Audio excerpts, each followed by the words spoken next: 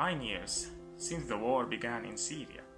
and the issue of reconstruction is emerging as a key issue for many major countries in the East and in the West. Although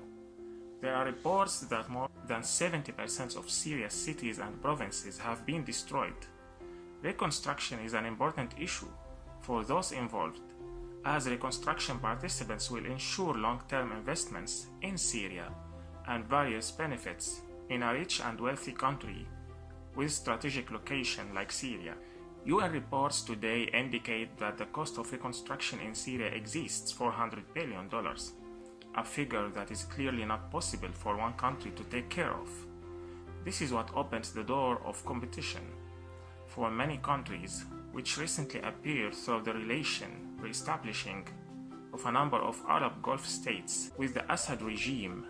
and the start of a new wave in a number of European countries aimed at promoting the Assad regime as the only solution that the reconstruction must be under its presence. And while Germany, France, and the United States of America have refused any future cooperation or role in Syria under the Assad regime presence,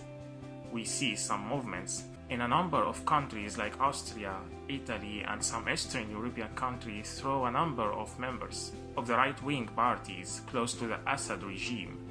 or some Syrian who are trying to improve the image of this regime and hiding its crimes,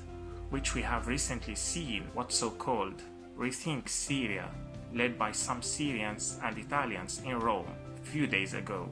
trying to encourage Italian officials and businessmen to guarantee a future role that will ensure investments for the Italian side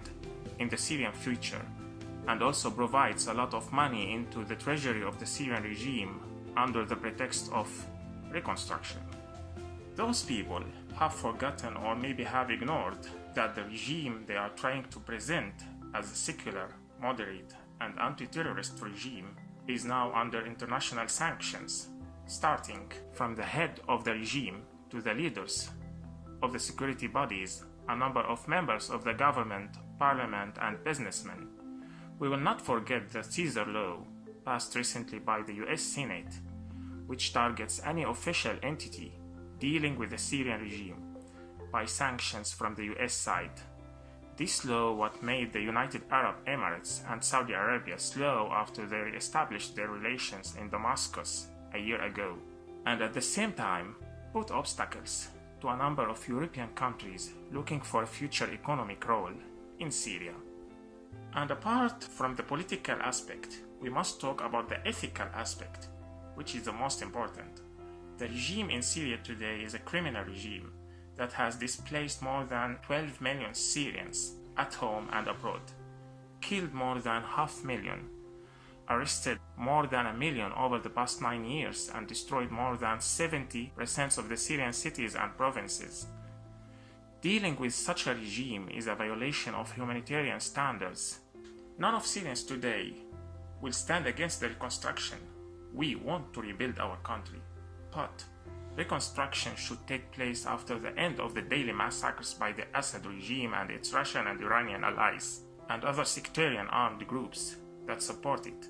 led by the Lebanese Hezbollah group. In addition to a ceasefire, then starting an election of a government that represents all sects of the Syrian and doesn't represent only one party.